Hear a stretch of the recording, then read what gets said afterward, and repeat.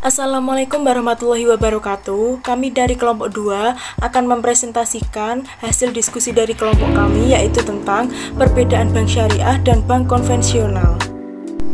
Sebelum lanjut ke pembahasan, saya akan memperkenalkan terlebih dahulu anggota dari kelompok kami. Yang pertama yaitu ada saya sendiri, Risa Dewi Ambarwati, dengan NPM 1901010001. Yang kedua yaitu ada Reza Rizky Naswa dengan NPM 1901010024. Yang ketiga yaitu ada Muhammad Dinan dengan NPM 1901010027. Dan yang terakhir yaitu ada Maulida Rizka Afifah dengan NPM 1901010042. Akad dan aspek legalitas. Dalam bank syariah, akad yang dilakukan memiliki konsekuensi duniawi dan ukhrawi karena akad yang dilakukan berdasarkan hukum Islam. Seringkali nasabah berani melanggar kesepakatan atau perjanjian yang telah dilakukan.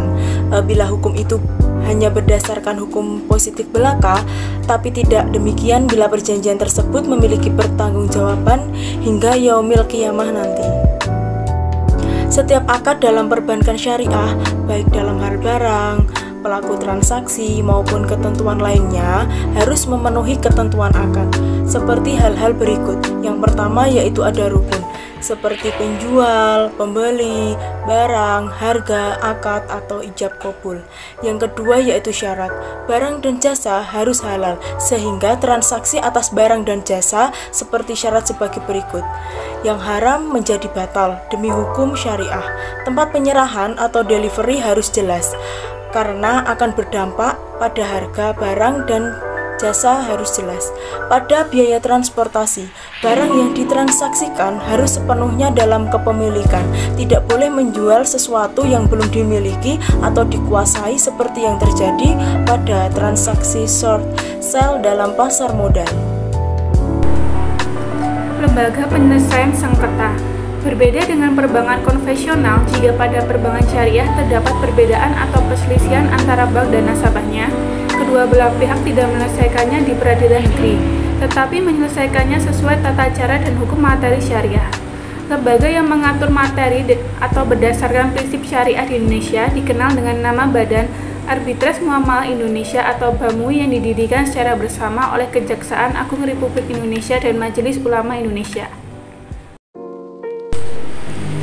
Struktur organisasi. Bank syariah dapat memiliki struktur yang sama dengan bank konvensional, misalnya dalam hal komisaris dan direksi.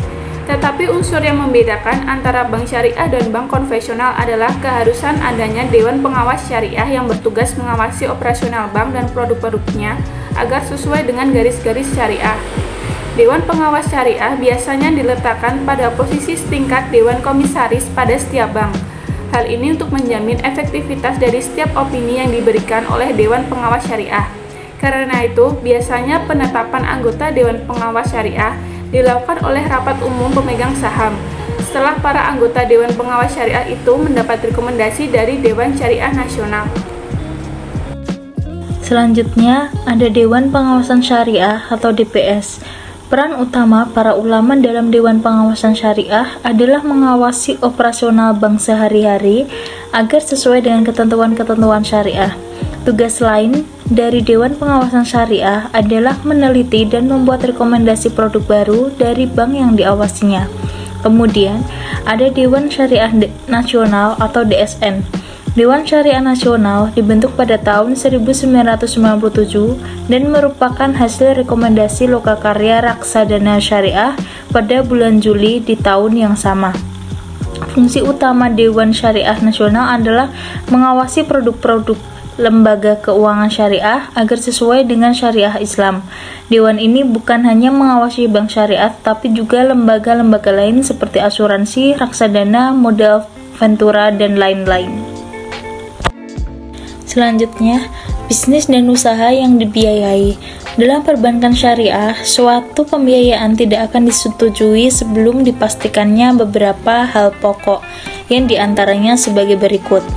Yang pertama, apakah objek pembiayaan halal atau haram?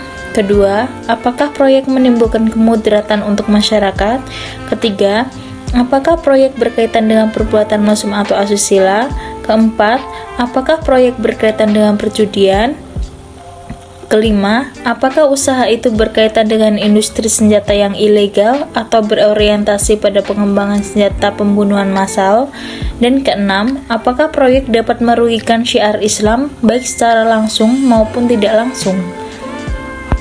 Baik, akan saya lanjutkan. Yang selanjutnya adalah lingkungan kerja dan korporat. Bank syariah selayaknya memiliki lingkungan kerja sejalan dengan syariah.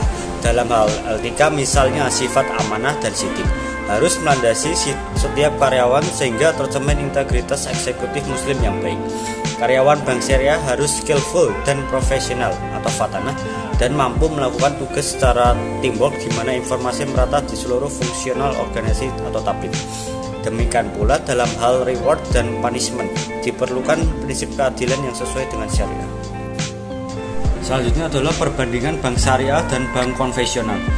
Bank Islam atau syariah yang pertama adalah melakukan investasi yang halal saja. Lalu untuk bank konvensional yaitu investasi yang halal dan haram. Lalu yang kedua berdasarkan prinsip bagi hasil jual beli atau sewa. Lalu untuk yang konvensional memakai perangkat bunga. Lalu yang ketiga adalah profit dan falah oriented. Untuk yang konvensional profit oriented. Lalu yang keempat adalah hubungan dengan nasabah dalam bentuk hubungan kemitraan. Lalu untuk yang konvensional hubungan dengan nasabah dalam bentuk hubungan debitor. Lalu yang kelima adalah penghimpunan dan penyaluran dana harus sesuai dengan fatwa Dewan Pengawas Syariah. Untuk yang konvensional tidak terdapat dewan sejenisnya. Sekian dari presentasi dari kelompok kami. Jika ada salah kata atau kekurangan mohon dimaafkan.